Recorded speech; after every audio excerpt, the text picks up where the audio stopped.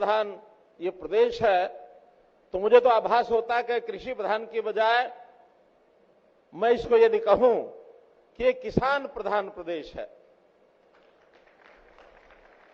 क्योंकि किसान हमारा कृषि का काम तो करता ही है, लेकिन अब धीरे धीरे ऐसा ध्यान में आने लगा है कि हमारा किसान बहुत से क्षेत्रों में आगे बढ़ गया है। आज तो बहुत से मंडियों में आड़त की दुकान भी किसानों की हो गई है। किसान परिवारों के बच्चे हमारे फौज में जवान में जाते हैं तो वो भी किसान परिवारों के बच्चे हैं। हमारे किसान परिवारों के बच्चे पहलवानी जो करते हैं देश और दुनिया में, हरियाणा का नाम जो कमाते हैं। अभी एशियाड जो खेल हुए चाइना के अंदर, उसके अंदर भी बड़ी संख्या में जो देश भर के मेडल आए उसमें 30% मेडल हरियाणा के हैं मित्रों। तो हरियाणा का किसान देश और दुनिया में छाया हुआ है। बड़े बड़े व्यापारी भी बन गए हैं, बड़े बड़े उद्योगपति भी बन गए हैं। इन किसानों की प्रगति निश्चित रूप से हरियाणा की प्रगति का एक हिस्सा है।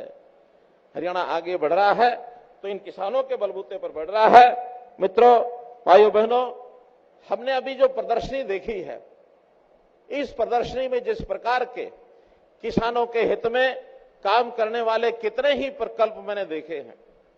किसानों के काम का मशीनीकरण, यानी आज हाथ से काम नहीं करना पड़ता है, हर काम के लिए मशीन उपलब्ध है। 5000 साल पहले अगर किसान ने सबसे पहले हल का मुट्ठा पकड़ा था तो ये हरियाणा की धरती कुरुक्षेत्र में पकड़ा था। उस समय हल चलाना पहली बार लकड़ी का हल सीखा था।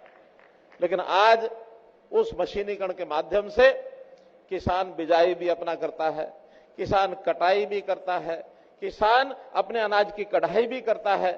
हर प्रकार का मशीनीकरण, आधुनिकता और इसी प्रकार से विज्ञान की नई नई रिसर्च, जिस प्रकार का यहां हमने सारा देखा है, यानी जो फसलें कभी हरियाणा में हमने सुनी नहीं थी, देखी नहीं थी, उनका भी इस रिसर्च करके बीज का उत्पादन यहां किया जा रहा है। हमारे यूनिवर्सिटी के लोग, वैज्ञानिक लगे हैं उसमें। मैं इसका बहुत बड़ा श्रेय हमारा हरियाणा कृषि विश्वविद्यालय, इसको भी देता हूं, उनके वैज्ञानिकों को देता हूं। नई नई किस्म के बीज हैं और उसका जो उसकी मात्रा है पर्याप्त आगे बढ़ रही है। तो मित्रों, हमारा ये जो प्रगतिशील किसान है, कई बार मुझे किसानों से बात करने का अवसर मिलता है तो हरियाणा के किसान, सामान्य छोटी जमीन वाले भी, यानी नए नए तरीके से अपनी फसलों को उगाते हैं। अभी पिछले दिनों में एक मैंने देखा है किसान, ये हमारा जो फ्रूट है लाल रंग का, क्या उसका नाम है, ड्रैगन फ्रूट। ड्रैगन फ्रूट की खेती, लाखों रुपए जिसके ऊपर शुरू में इन्वेस्ट होता है और कई लाख रुपए उसके बाद में इनकम भी होती है। एक एक किसान 10-10 लाख रुपया प्रति एकड़ कमाने वाला ग्रीन हाउसेज लगा करके, भले ही बहुत कम है, ज्यादा नहीं है, लेकिन हमने तो उनके लिए भी योजना बनाई कि ऐसे प्रगतिशील किसान अपने जैसे 10 किसान और तैयार करें। आज अगर वो संख्या 1000 होगी तो 10 किसान हर साल में और तैयार करते हैं तो हर साल 10 गुना उनकी संख्या बढ़ सकती है। तो मेरा तो आपसे निवेदन है कि आप जिस प्रकार से खेत में लगे हैं, इसी प्रकार से हम आगे बढ़ें। खेती के अनुभव मेरे भी बहुत हैं। आप ये मत समझना कि एक मुख्यमंत्री और आपका संबोधन कर रहा है। मैंने, मेरे पिताजी ने, मेरे दादा परदादा ने भी खेती की है, थोड़ी बहुत की है। मुझे याद है सन वो 70-72 की बात कि सब्जी बो करके और किस प्रकार से वहां, यानी बाल्टियों से पानी डाला जाता था उस सब्जियों को उगाने के लिए। पानी की कमी होती थी, फिर भी सब्जी बोना है क्योंकि सब्जी की अच्छी आमदन होती है, पानी भर भर के बाल्टियों से डालना पड़ता था। आज किसान कितने ही किस्म के, यानी सिंचाई के साधन हो गए हैं, उन सब्जियों को बो करके। उस समय का विषय था, एक समय था हरियाणा में बहुत अच्छी फसल नहीं होती थी, सामान्य मानो बाजरा होता था या थोड़ा चना हो गया, गेहूं भी कहीं कहीं होता था, धान तो उस समय था ही नहीं। लेकिन आज पानी की उपलब्धता, धान भरपूर मात्रा में, गेहूं भरपूर मात्रा में, बाजरा तो आज भी होता है, कपास होता है, और विविधीकरण के नाते से इतनी फसलें, उन सब फसलों को हमने एमएसपी पर खरीदना शुरू किया है। किसान कई बार डरता था कि मैं फसल को दूसरी फसल बदल के बोना भी चाहता हूं, लेकिन हिम्मत नहीं होती थी, खरीदेगा कौन। हमने घोषणा की है क्या फसल की बुआई अगर फसल बदल करके कोई और बोएंगे, खरीदार और कोई हो ना हो, और हरियाणा सरकार और उसका जो है प्रबंध करेगी, फसल की खरीद करेगी। पिछले दिनों में एक संकट ध्यान में आया हमें, पानी का संकट, कि जमीन के अंदर पानी बहुत नीचे जा रहा है, क्योंकि धान की बिजाई करने वाले लोग पानी को जमीन में से बहुत निकाल रहे हैं। पानी का हमारा संकट, पानी की कमी पर्याप्त हरियाणा में हम देख रहे हैं। हमने योजना बनाई कि अगर धान की बजाय आप दूसरी फसल पर आ जाते हैं, हम आपको 7,000 रुपया प्रति एकड़ ये पैसा देंगे। आपको कोई डर ना लगे कि कहीं फसल कम ना हो जाए। 7,000 रुपया प्रति एकड़, 1 लाख से ऊपर एकड़ का हर साल ये लोग धान कम करके दूसरी फसलों पर किसान बंधु आ रहे हैं। मैं उनको सबको बधाई देता हूं। जहां तक पानी का विषय है, हमको पता है इस पानी की लड़ाई हरियाणा में खूब लड़ रहे हैं। पानी हमारा एक प्रदेश वो रोकने के लिए बैठा है, सुप्रीम कोर्ट का निर्णय मानने के लिए तैयार नहीं है। हमने अपने प्रयत्नों से सुप्रीम कोर्ट को अपनी लड़ाई लड़ करके और ये निर्णय दिलवाया, और मैं बधाई देता हूं, सुप्रीम कोर्ट का धन्यवाद करता हूं कि हमारी उस मांग के ऊपर सुप्रीम कोर्ट ने मोहर लगा दी है कि एसवाइएल नहर बनेगी, एसवाइएल नहर बनेगी। अब इस एसवाइएल के पानी को रोकने के लिए पंजाब हमेशा कुछ न कुछ बोलता रहता है, और उसी तरफ उन्हीं का एक राजनीतिक भाई दिल्ली, वो कहते हैं कि हमें पानी और दो। ये पानी देने से मना कर रहे हैं, वो पानी लेने के लिए हमेशा लगे रहते हैं। भाई, ये हरियाणा की अपने पानी की जरूरत भी पूरा करने के लिए हमको ध्यान करना पड़ेगा कि नहीं करना पड़ेगा? तो भाई बहनों, ये जो दोगली राजनीति है, इस दोगली राजनीति को हम दोगले वाल को उसकी एक नहीं चलने देंगे। ये दोगले वाल, यहां अगर हरियाणा की जमीन पर बात करनी होगी तो पहले हमारे पानी का हिसाब देना होगा, तब आपके हरियाणा की धरती के ऊपर बात कर सकते, वरना बात नहीं कर सकते हैं। तो भाई बहनों, मैं तो आज आपसे इतना ही निवेदन करूंगा कि बहुत हमने प्रयोग किए हैं, फिर भी हमारा किसान यदि कोई सुझाव देता है, कोई नई उसकी आवश्यकता होती है, तो हमेशा तैयार हैं करने के लिए। चाहे किसान का भाव है, चाहे उसके फसल का नुकसान हो तो उसके मुआवजे की बात है, चाहे नए प्रकार के अनुसंधान करके बीज की बात, खाद की बात, कुछ भी करने के लिए, और हमको अगर आप कोई सुझाव देंगे तो हम निश्चित रूप से उसके ऊपर काम करेंगे। मेरा एक निवेदन आप लोगों से है कि हम लोग जो खेती करते हैं उसमें कई बार उसकी किस्म क्या होगी, उस फसल की किस प्रकार से गुणवत्ता होगी, इस पर उतना ज्यादा चिंता नहीं करते हैं। हम खाद का जो प्रयोग करते हैं, यूरिया है और उसके अंदर डीएपी या अन्य प्रकार के जो केमिकल खाद डालते हैं, उसके कारण से और हमारी जो फसल है उसकी क्वालिटी ये कमजोर होती है। उस कमजोर माने कई बार दूषित होती है। वो ऐसा अनाज मात्रा बढ़ जाती है, हम उसको अपनी आमदन का हिस्सा तो बनाते हैं, लेकिन कभी ये लगता है कि ये दूषित खाद कई बार जहर भी पैदा होता है, क्योंकि केमिकल जितने ज्यादा डालेंगे उतना इस खाद उस यानी अनाज से उपयोग करने वाला उसको बीमारी होने का भी डर रहता है। तो इसमें मेरा निवेदन है कि हम लोगों को अपनी मिट्टी और पानी इसकी जांच जरूर करानी चाहिए कि क्या उस जांच के बाद हमारी फसल में किस प्रकार का क्वालिटी की फसल होगी, और जांच के हिसाब से जैसा वैज्ञानिक बताएंगे या जैसे उसके पैरामीटर जांच के बाद मिलेंगे, उसके हिसाब से हमको वैसा ही फसल, वैसा ही बीज, वैसी किस्म बुआई करनी चाहिए। और जहां तक संभव हो सके हमको धीरे धीरे प्राकृतिक खेती की ओर बढ़ना चाहिए।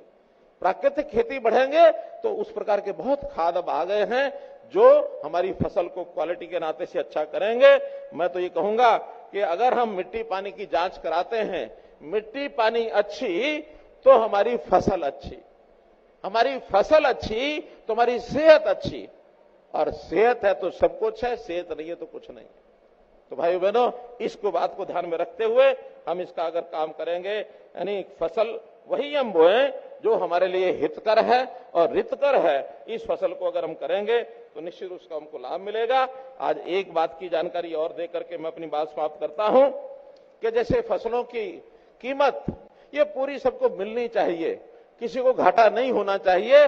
अगर बाजार में भाव कम मिल रहा है भावांतर भरपाई से जो एमएसपी से, तो कई बार तो हम फसल एमएसपी पर खरीदते हैं, लेकिन जिन फसलों का हम उपयोग ज्यादा नहीं कर सकते तो उसके लिए हमने दूसरा रास्ता हरियाणा ने अपनाया है, और हरियाणा एकमात्र प्रदेश है जो लगातार इतने वर्षों से उस पर चल रहा है, और वो योजना है हमारी भावांतर भरपाई योजना।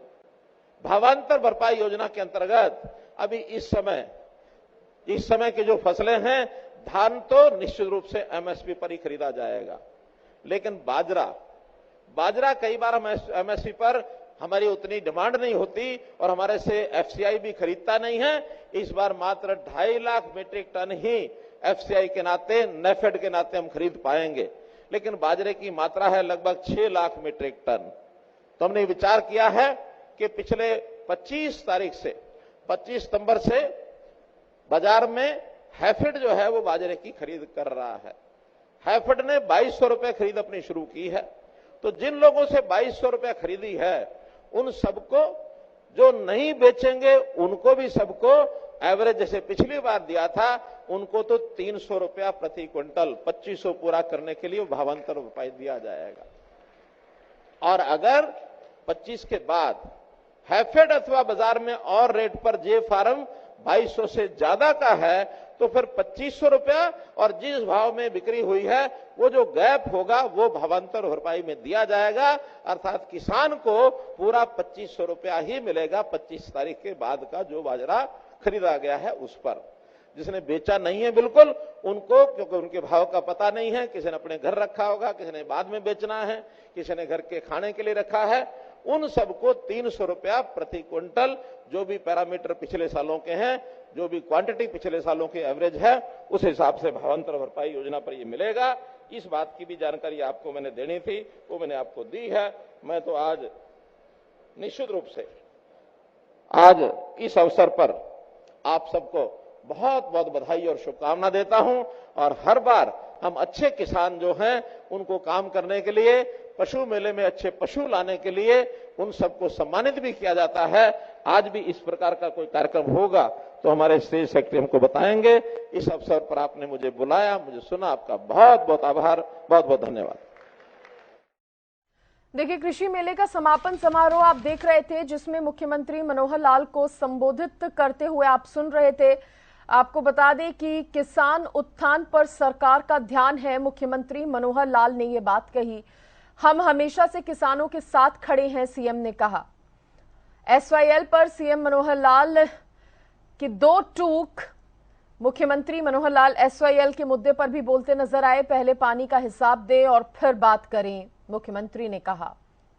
एसवाईएल पर मुख्यमंत्री मनोहर लाल ने अपने संबोधन में कह दिया कि पहले पानी का हिसाब दे, उसके बाद बात करें। एसवाईएल का मुद्दा बेहद बड़ा मुद्दा है, सालों से चलता आ रहा ये मुद्दा, जिस पर आज भी मुख्यमंत्री ने अपनी बात रखी। उन्होंने कहा, हम दोगली राजनीति पर विश्वास नहीं करते। पंजाब सुप्रीम कोर्ट के फैसले को मानने को तैयार नहीं है। सुप्रीम कोर्ट के फैसले का मैं धन्यवाद करता हूं, सीएम मनोहर लाल ने कहा। उन्होंने कहा, एसवाईएल के पानी को रोकने के लिए पंजाब कुछ ना कुछ बोलता ही रहता है। एसवाईएल पर मुख्यमंत्री मनोहर लाल ने आज भी कई बातें कही। उन्होंने ये भी कहा कि हम दोगली राजनीति पर और दोगली राजनीति करने वालों पर भरोसा नहीं करते। हालांकि मुख्यमंत्री मनोहर लाल पहुंचे कृषि मेले के समापन समारोह में, जहां पर उन्होंने किसानों को लेकर, किसानों के उत्थान को लेकर काफी कुछ कहा। उन्होंने कहा कि हमारा ध्यान है किस तरह से किसान का उत्थान हो, किसान का विकास हो। इसके साथ ही एसवाईएल के मुद्दे पर भी मुख्यमंत्री मनोहर लाल अपनी बात रखते नजर आए।